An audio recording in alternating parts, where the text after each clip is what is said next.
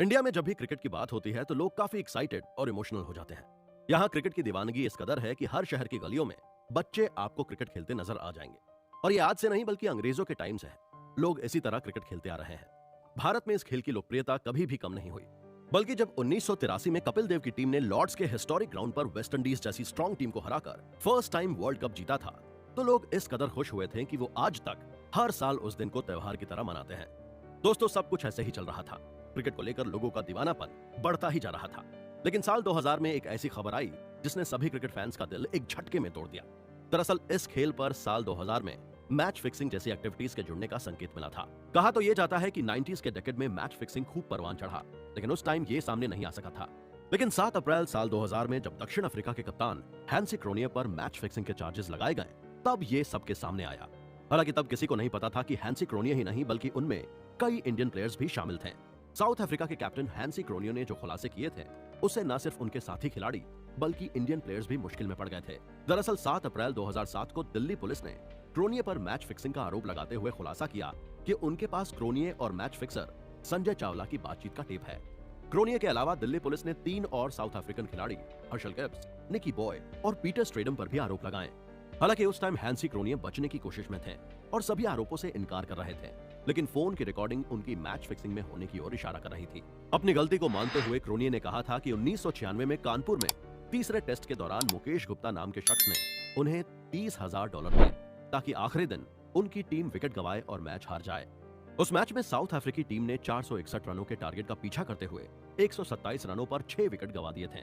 क्रोनियर पहले ही आउट हो गए थे और उन्होंने दूसरे खिलाड़ियों से बात नहीं की थी।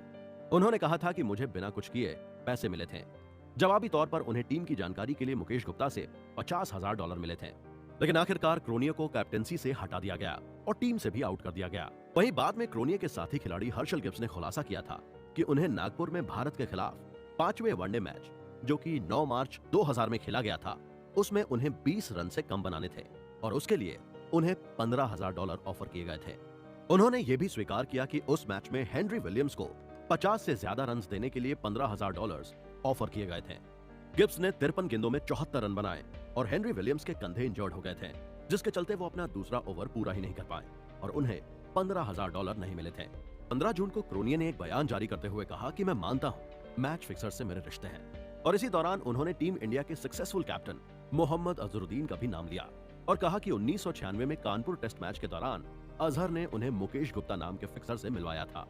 क्रोनियर यही नहीं रुके, उन्होंने आगे अजहर के अलावा अजय जाडेजा और पाकिस्तान के क्रिकेटर सलीम मलिक का भी नाम लिया था। इस काम के लिए मुकेश गुप्ता ने क्रोनियर को $30,000 दिए और कहा कि वो टेस्ट के आखिरी दिन अपनी टीम के विकेट जल्द गिरवाएं और मैच हार जाएं। फिर उस मैच में 460 रन के लक्ष्य का पीछा करते हुए दक्षिण अफ्रीका ने 127 रन पर 5 विकेट गंवा दिए थे। 3 जून 2000 को पाकिस्तान के खिलाफ ढाका में अजहर और जाडेजा एक साथ आखिरी बार इंटरनेशनल क्रिकेट में नजर आए थे। 20 जुलाई 2000 में इनकम टैक्स का छापा इंडियन प्लेयर्स के घर पर पड़ा था। मीडिया रिपोर्ट्स की माने तो 20 जुलाई सन 2000 में अजहरुद्दीन, अजय जाडेजा, नयन मोंगिया और निखिल चोपड़ा के घरों पर इनकम टैक्स वालों ने छापा मारा था। इस दौरान कपिल देव के घर पर भी छापा मारा गया था। दरअसल हैंसी क्रोनियर के खुलासे के बाद बीसीसीआई ने सीबीआई के पूर्व ज्वाइंट डायरेक्टर के माधवन की अध्यक्षता में एक कमेटी फॉर्म की थी। माधवन ने अपनी रिपोर्ट तब के बीसीसीआई अध्यक्ष AC मुथैया को सौंपी। रिपोर्ट में माधवन ने अजहरुद्दीन को दोषी ठहराया था, जबकि अजय जाडेजा, अजय शर्मा, मनोज प्रभाकर के मैच फिक्सरों के साथ संबंध की बात कही थी। मीडिया रिपोर्ट्स के अनुसार सीबीआई की ऑफिशियल वेबसाइट पर मौजूद मैच फिक्सिंग और उसके रैकेट से जुड़ी रिपोर्ट में अजहरुद्दीन समेत बुकी, प्लेयर्स और सपोर्ट स्टाफ का कबूलनामा मौजूद था। उसमें अजहरुद्दीन ने भी ये माना था कि अजय गुप्ता और उसके सहयोगियों ने मैच फिक्स करने के लिए उनसे कॉन्टैक्ट किया था। अजहरुद्दीन ने बताया था कि भारत और पाकिस्तान के बीच जयपुर में हुआ पेप्सी कप का मैच इनके जरिए ही फिक्स हुआ था। इस डील में उनके साथ अजय जाडेजा और नयन मोंगिया भी शामिल थे। हालांकि ये कितना सच है इसको लेकर कभी भी कुछ पता नहीं चला, जिसके चलते फिर 12 साल बाद साल 2012 में आंध्र प्रदेश हाई कोर्ट ने उन पर लगे इस बैन को हटा दिया था और इस तरह से अजहर ने दोबारा क्रिकेट में वापसी की। लेकिन इस बार फर्क ये था कि वो प्लेयर के तौर पर नहीं बल्कि क्रिकेट मैनेजर के तौर पर काम कर रहे हैं। 1980 और 1990 के डेकेड में मनोज प्रभाकर का नाम भी सबसे ज्यादा चर्चा में रहता था। दरअसल उसी समय इंडियन क्रिकेट में पेस बॉलरों की कमी हुआ करती थी। एक तरफ कपिल देव का करियर खत्म हो रहा था, तो दूसरी ओर मनोज प्रभाकर अपनी स्विंग की वजह से टीम में अपनी जगह पक्की कर चुके थे। दरअसल मनोज प्रभाकर एक स्टिंग ऑपरेशन में शामिल हुए थे, जिसके जरिए कई क्रिकेटर्स को एक्सपोज करने की कोशिश की गई थी, लेकिन यही आरोप उन पर भारी पड़ गए थे और बीसीसीआई ने उन पर भी बैन लगा दिया था। दरअसल मनोज प्रभाकर ने एक इंटरव्यू में कहा था कि 1994 में हुए सिंगर कप वनडे टूर्नामेंट में कपिल देव ने उन्हें 25 लाख रुपए की रिश्वत देने की बात कही थी और बदले में उन्हें जानबूझकर खराब गेंदबाजी करनी थी। मनोज प्रभाकर के इस इंटरव्यू ने पूरे वर्ल्ड क्रिकेट में तहलका मचा दिया था। कोई भी बिलीव नहीं कर रहा था कि 1983 के वर्ल्ड चैंपियन कपिल देव ऐसा कर सकते हैं। मीडिया में खबरें चलने लगी थी और कपिल देव का क्रिकेट करियर विवादों में आ गया। मनोज प्रभाकर के इस आरोप के बाद कपिल देव को टीम इंडिया की कोचिंग छोड़नी पड़ी। इसके बाद कपिल देव ने खुद मीडिया के सामने आकर अपने ऊपर लगे आरोप पर सफाई देते हुए खुद पर लगे आरोपों को खारिज कर दिया था। वहीं 1994 में इंडिया और वेस्टइंडीज के मैच को लेकर भी मनोज प्रभाकर पर सवाल उठे थे। इंडिया को विंडीज के हाथों 46 रन से हार झेलनी पड़ी थी, लेकिन इस हार पर सवाल उठता है क्योंकि टीम इंडिया एक टाइम आसानी से मैच जीत रही थी। मैच में इंडिया को जीत के लिए 54 गेंदों में 63 रन बनाने थे। टारगेट बहुत आसान था, मगर इंडियन बल्लेबाज मनोज प्रभाकर और नयन मोंगिया ने 9 ओवर में सिर्फ 16 रन बनाए और इस तरह से टीम इंडिया जीता हुआ मैच हार गई थी। इंडिया की इस हार पर पूरे इंडिया में काफी हंगामा हुआ था, क्योंकि उस टाइम इंडिया में क्रिकेट का क्रेज बहुत ज्यादा देखने को मिलता था और इस तरह की हार कोई पचा नहीं पा रहा था। इसका नतीजा ये हुआ कि बीसीसीआई भी दोनों खिलाड़ियों से काफी नाराज हो गया। इसके चलते प्रभाकर और मोंगिया को पूरी सीरीज से बाहर कर दिया गया।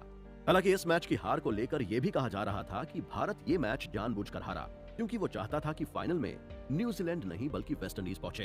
हालांकि कुछ ऐसा ही हुआ भी और फाइनल में टीम इंडिया ने वेस्टइंडीज को 72 रनों से हराकर ट्रॉफी अपने नाम कर ली। साल 1996 का वर्ल्ड कप एशिया में हो रहा था, इस वजह से टीम इंडिया कप की दावेदार थी। लीग मैचों में एक या दो मैचों में भले ही टीम इंडिया की परफॉर्मेंस अच्छी नहीं रही हो, लेकिन अजहर की कप्तानी में टीम इंडिया सेमीफाइनल तक जा पहुंची थी। ये world cup semifinal match team India की हार के लिए नहीं बल्कि कांबली के आंसुओं और आगजनी के लिए याद किया जाता है। इंडियन क्रिकेट की हिस्ट्री के पेजेस को पलटेंगे तो आप पाएंगे कि ईडन गार्डन में श्रीलंका के खिलाफ वर्ल्ड कप सेमीफाइनल में इंडिया को हारता देख स्टेडियम में मौजूद क्रिकेट फैंस बौखला गए थे और उन्होंने ग्राउंड में पानी की बोतलें फेंकना शुरू कर दिया। बात यहीं पर नहीं रुकी, फैंस ने स्टेडियम में आग लगाना भी शुरू कर दिया था। सालों बाद इस मैच को लेकर कांबली ने 2011 में अपना मुंह खोलते हुए आरोप लगाया था कि अजहर ने 1996 का मैच भी फिक्स कर रखा था। उन्होंने टीवी शो के दौरान 1996 में खेले गए वर्ल्ड कप की फाइनल मैच को लेकर बड़ा खुलासा करते हुए कहा था कि ये मैच फिक्स था और इसको फिक्स करने वाला और कोई नहीं बल्कि टीम के कप्तान अजहर थे। उस दिन भी कांबली का रोता हुआ चेहरा टेलीविजन की स्क्रीन पर नजर आ रहा था। न्यूज चैनल के शो में आंसुओं में डूबे कांबली ने कहा था कि जिस तरह 22 रन के भीतर 6 विकेट गिरे, उसके कारण मैं इस सेमीफाइनल मैच को शक की नजर से देख रहा हूं। उस मैच को लेकर कांबली ने दिल में जो भी गुस्सा भरा था उस दिन टीवी शो पर उन्होंने सब कुछ निकाल दिया। उन्होंने बताया कि कैसे अजहर ने टॉस जीतकर पहले बैटिंग नहीं चुनकर बॉलिंग का डिसीजन लेकर सबको हैरान कर दिया था। कांबली ने शो में चौंकाने वाला खुलासा यह भी किया कि सेमीफाइनल से पहले कैप्टन अजहर अचानक से प्रैक्टिस सेशन को छोड़कर होटल जाने की बात कर रहे थे, जिससे पूरी टीम हैरान थी। इतना ही नहीं, कांबली ने यहां तक भी कहा कि कप्तान और मैनेजर वाडेकर के बीच में विवाद हो गया था और अजहर किसी पर्सनल काम की बात कहकर निकल गए थे। वहीं उस मैच के मैनेजर और पूर्व कप्तान अजीत वाडेकर ने कांबली के स्टेटमेंट पर सवाल उठाते हुए कहा था कि अगर उसे सब पता था तो उसने 15 साल इंतजार क्यों किया। वाडेकर ने कहा कि पहले फील्डिंग करना कलेक्टिव डिसीजन था क्योंकि श्रीलंकाई टीम टारगेट का पीछा करने में माहिर थी। उन्होंने कहा था कि मैच से पहले टीम मीटिंग में तय हो गया था कि टॉस जीतने पर भारत फील्डिंग करेगा। पूरी टीम से डिस्कशन के बाद यह डिसीजन लिया गया था। दोस्तों, मैच फिक्सिंग में पूरे गेम रिजल्ट को आप बदल सकते हैं, जबकि स्पॉट फिक्सिंग में ऐसा बिल्कुल भी नहीं है। इसमें सिर्फ मैच के कुछ ही हिस्सों को फिक्स किया जाता है। फॉर एग्जाम्पल, अगर किसी बॉल पर जानबूझकर फेंकी गई वाइड या नो बॉल हो जाए तो ये जानबूझकर रन देना हुआ, यानी ये बॉल फिक्स थी, यानी कि क्रिकेट मैच का ये स्पॉट फिक्स था। स्पॉट फिक्सिंग में भी यही होता है कि कई बार कोई बल्लेबाज बुकी के कहे अनुसार एक ओवर में कोई रन नहीं बनाता है या कप्तान मैदान में कुछ ऐसे डिसीजंस लेता है जो पहले से ही फिक्स किए जा चुके हों। आईपीएल और स्पॉट फिक्सिंग का मामला पहली बार साल 2012 में सामने आया। दरअसल एक इंडियन न्यूज चैनल ने स्टिंग ऑपरेशन किया था और इसमें 5 प्लेयर्स शामिल थे। ये प्लेयर्स उस स्टिंग ऑपरेशन में स्पॉट फिक्सिंग की बात को मान रहे थे। आपके जहन में ये सवाल उठ रहा होगा कि वो 5 प्लेयर्स कौन थे जिन्होंने टीवी पर स्पॉट फिक्सिंग की बात मानी थी। तो दोस्तों, उनके नाम हैं टीपी सुरेंद्र, मोहनीश मिश्रा, अमित यादव, शलभ श्रीवास्तव और अभिनव बाली। इन 5 प्लेयर्स ने इस स्टिंग ऑपरेशन में पकड़े जाने के बाद कबूला था कि वो स्पॉट फिक्सिंग करने के बदले में पैसे लेते हैं। इसके बाद बीसीसीआई ने इन 5 प्लेयर्स पर कड़ा एक्शन लिया और क्रिकेट के सभी फॉर्मेट से इनको बैन कर दिया था। 2013 में जहां श्रीशांत, अंकित चौहान और अंकित चंदेला का करियर खत्म हुआ, तो इसके पहले टी सुरेंद्र, शलभ श्रीवास्तव, मोनिस मिश्रा, अमित यादव और अभिनव बाली भी इसके शिकार हो चुके थे। इंडियन क्रिकेट की हिस्ट्री में मैच फिक्सिंग की तरह स्पॉट फिक्सिंग भी एक बड़ा चैप्टर है और एक ऐसा चैप्टर है जिसे लोग भूलना चाहेंगे। दरअसल साल 2012 के दिसंबर मंथ में दिल्ली पुलिस ने एक फोन कॉल इंटरसेप्ट किया था, जिसमें पुलिस ने मुंबई के एक शूटर और टाइगर मेमन के बीच हो रही बातचीत सुनी थी। लेकिन इस बातचीत में अचानक से क्रिकेट की बातचीत भी शुरू होने लगी। इस बातचीत को जब सुना गया और कॉल इंटरसेप्ट की गई, तब जाकर 3 प्लेयर्स और सट्टेबाजों का पता चल सका। कहा जाता है कि आईपीएल सीजन 6 से ठीक 4 महीने पहले मुंबई का शार्प शूटर फिरोज इन्वॉल्व हुआ था और उसकी कोशिश थी कि किसी तरह से पता चल सके कि आईपीएल 6 में इस बार डी कंपनी के कौन-कौन लोग सट्टेबाजी में शामिल होने जा रहे हैं। उस टाइम की इन्वेस्टिगेशन में नया मोड़ तब आया जब आईपीएल के सीजन 6 की स्टार्टिंग से ठीक पहले सट्टेबाजों और प्लेयर्स के बीच लगातार बातचीत होने लगी।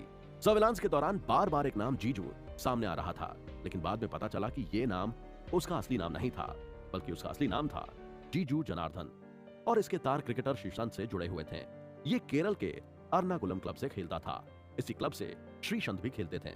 इसके बाद पुलिस को सारी कहानी समझ में आ गई और ये पता चला कि श्रीशांत और जीजू के बीच गहरी दोस्ती भी थी। दोस्ती का यही कनेक्शन श्रीशांत के क्रिकेट करियर को तबाह कर गया और स्पॉट फिक्सिंग तक ले गया। दिल्ली पुलिस लगातार जीजू और सट्टेबाजों पर अपनी कड़ी नजर रखने लगी।